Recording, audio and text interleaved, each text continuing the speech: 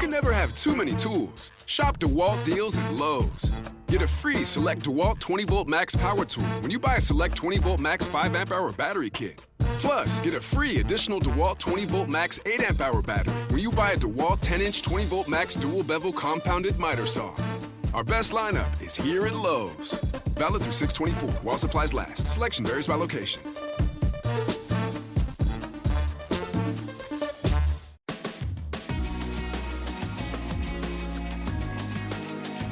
Story of the offseason, Kieran O'Donovan, in so many ways, was Myles Garrett's trade to the Los Angeles Rams. Kind of hard to top that one. I really liked Detroit Lions coach Dan Campbell's response to that when he was asked at press conference around their recent camp about the trade and the impact that it would have. And he just said, good for them. They've won it now, right? And it's gotten to the point where I think a lot of people probably feel that Dan Campbell spoke for them when he's like, I mean, we haven't played a single game yet. People have basically handed the Lombardi over to the Rams. This time last year, we were wondering, would Matthew Stafford be able to play during the season? People seem to have forgotten about his injury history, forgotten about how old he is, that he's 1 year older now. The difficulty in repeating MVP level performances in back-to-back seasons.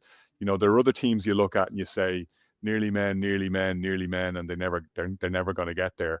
The Rams are carrying that baggage for 2 seasons now, and there seems to be a lot of automatic assumptions that they will now finally get over the hump. The NFL generally doesn't work that way.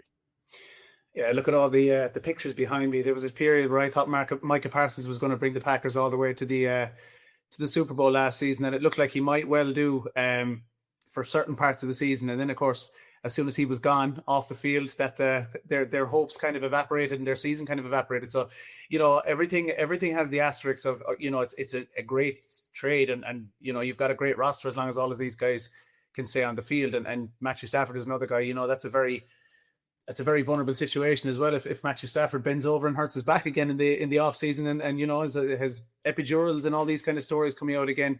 But it is extremely exciting. I mean, this is as close to the Galacticos as I've seen in NFL terms. However, I caveat it's too exciting, Kieran. That's why I had to piss all over it. Well, Check the Mic did a really cool breakdown this week. I think they looked at their best preseason team. So Steve Palazzolo, went through the numbers over the last.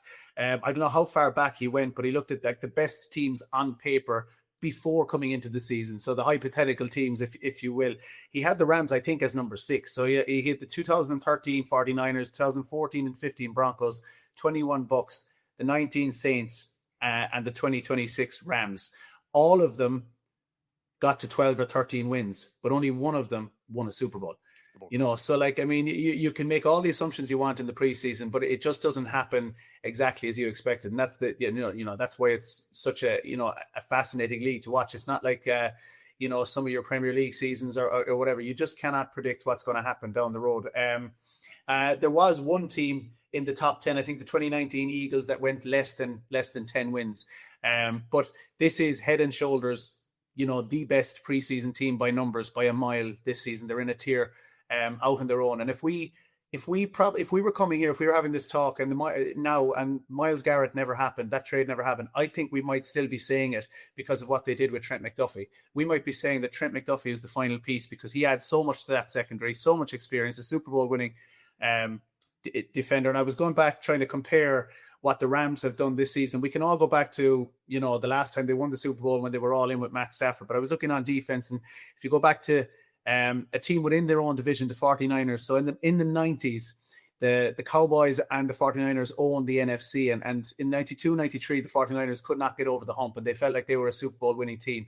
And what they did in the offseason, they went out and they got Ken Norton in free agency, and actually took them from the Cowboys essentially, and then went out and signed Deion Sanders. And it was, it proved to be an immediate slam dunk. That's the comp. If it all works out, that's what I'll be comparing it to.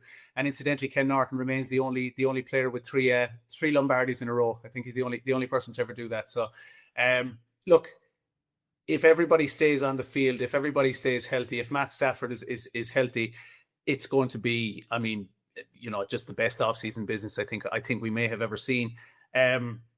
If they don't get over the line, if they get close but no cigar, you just wonder how much will they think they might have hit the post in not taking Sadiq or Malakai Lemon in that draft, and taking a Ty Simpson when those two players were on the board, and they could have, you're not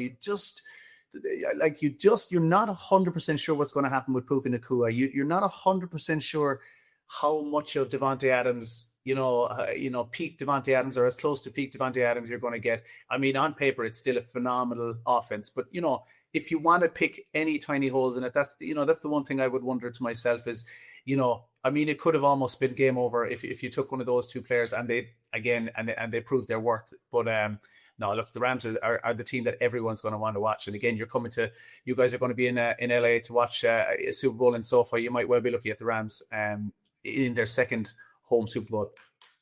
And Shane, that's certainly reflective of, to Kieran's point, the confidence that the Rams have in themselves. I mean, even the Ty Simpson pick, as he mentioned quite rightly, if you were really all in, would you not have taken that promising looking tight end off the board, or added another weapon for Matthew Stafford just to put you over the top?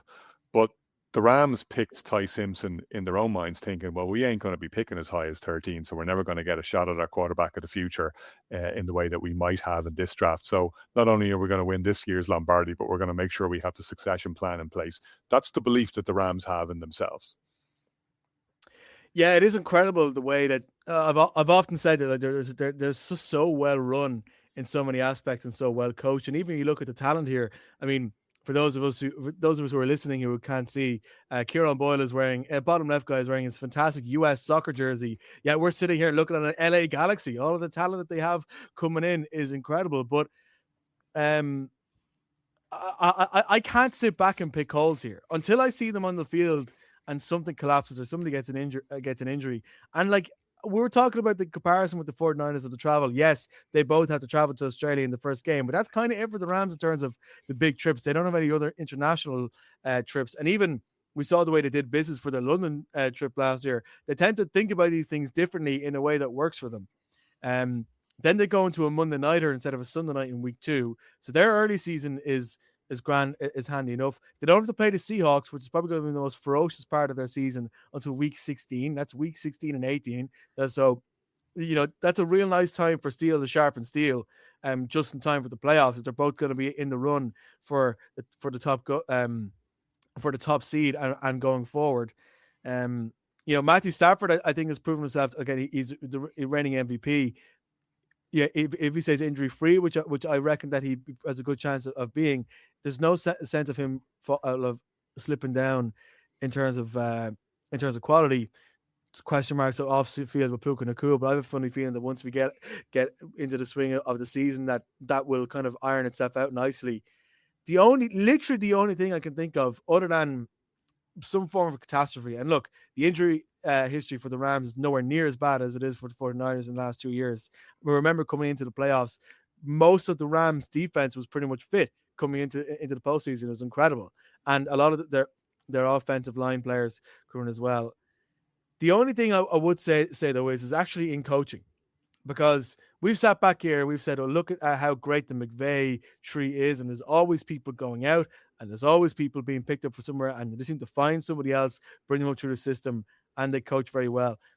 At some point, that's going to have to, if not dry up, at least it does not obtain the elite levels we've seen in terms of how the Rams prepare for games. And Nathan Shieldhouse, the new offensive coordinator, again, come out of college, was an offensive assistant and pass game specialist before being pass game coordinator last year, and is now the offensive coordinator this year after LaFleur has gone to the Cardinals. Again, this is the same path that so many people in the Rams have come up before, but at what point, law of averages, right? One of these guys isn't going to be Kevin O'Connell. The offensive coordinator who did win the Super Bowl with the Rams the last time that we saw held in SoFi. I feel like I'm clutching at straws a little bit, but unless somebody goes out to beat them, the Rams have got too much quality, too much momentum, too much great coaching, great quarterback, great everything for this season specifically to be a great success. Further down the line, the whole Ty Simpson thing, I think there's another day for us to debate that. I think they might have been better off, I think, doing what Kieran Donovan said, drafting more of talent and then trying to trade out for a quarterback after Matt Stafford, because the way that they've structured things in contracts means they actually have a decent amount of cap room to work with over the next 2 or 3 years, especially once the Stafford is off the books. They don't have too many maybe one or two rookies from a couple of years ago, including Nakua, maybe I think due big contracts, but I think they had plenty of room to go for a big move. I've been semi-manifesting Joe Burrow, but it's something like that in the future. And the Ty Simpson thing, you can see the friction that's caused inside the building. But I think once you get in and once this season is posted in, SoFi Stadium, home Super Bowl, let's do it again, I find it very, very difficult to find anybody who can stop them. And to be fair, Kieran Boyle, and I don't want to make it sound like we're being negative about the Rams. Like we're having to look for problems because there are no problems to look for. I mean, you looked at them last season, you said, well, the one weakness is in the secondary. That's what got them killed in the NFC Championship game, ultimately, is that they weren't able to lock down the Seahawks when they really needed to. Like a couple of stops, bit better coverage in key moments, and they would have been playing against the Patriots in Levi Stadium, but they weren't. And they went out and got Trent McDuffie and Jalen Watson, which, to Kieran Donovan's point, might actually be just as important as bringing in Myles Garrett, depending on what way this thing turns out. If you're looking for slight negatives, obviously Jared Verse going the other way as a necessary part of the Myles Garrett trade is one. We're big fans of him on this show. We heard a great interview with Mark Schlereth recently, and he held forth about what a beast Jared Verse is as well, and what a big addition that is for the Browns to help compensate them for the loss of Myles Garrett.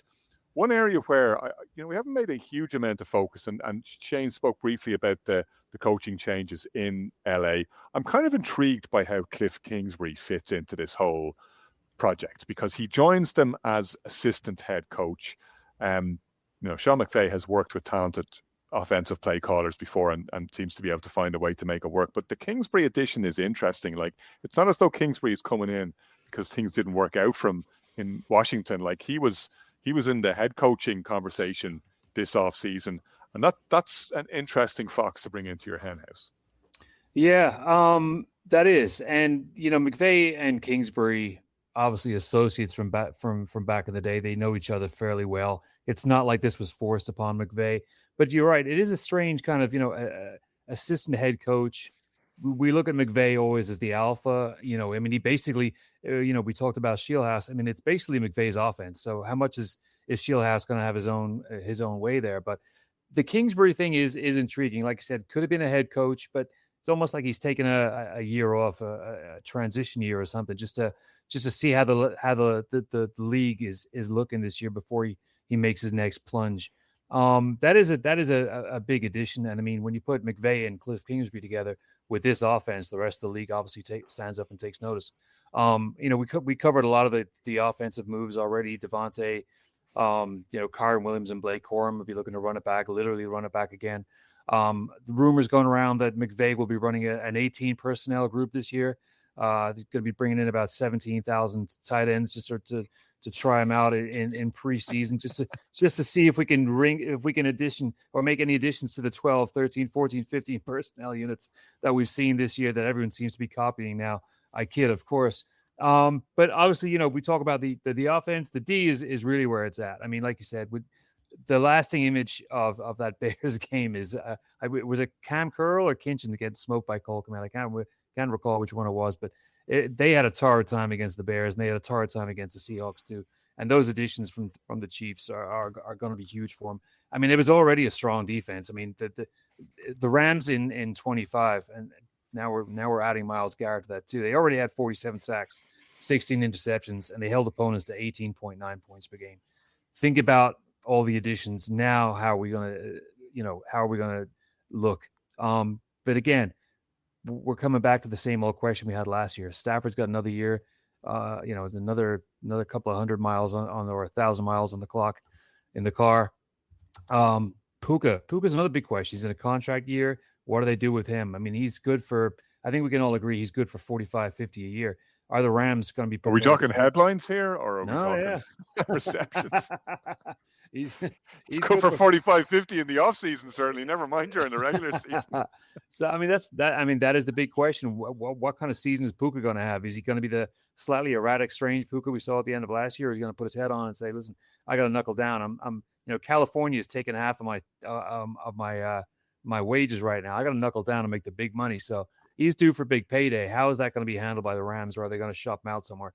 But the other thing is they have a really tough start to the season. I mean, obviously after the 49ers, they have the Giants, Broncos, Eagles, and Bills. That's a really tough start. I mean, that's going to say a lot about what they do, and not just the division, but in the league in general. I mean, that's really gonna put it up to them, and they're gonna want to have to start fast. But a lot of teams, again, are gonna be looking at the Rams and all the noise around the Myles Garrett move, and be like, oh, we can take these guys down. We're not scared of them at all. Hollywood be damned. For those who aren't familiar with the U.S. tax statutes, Kieran Boyle there sitting in the comfort of Florida, which has zero personal state income tax, firing shots at the poor rich in California who have to pay 50% marginal tax rates on their income.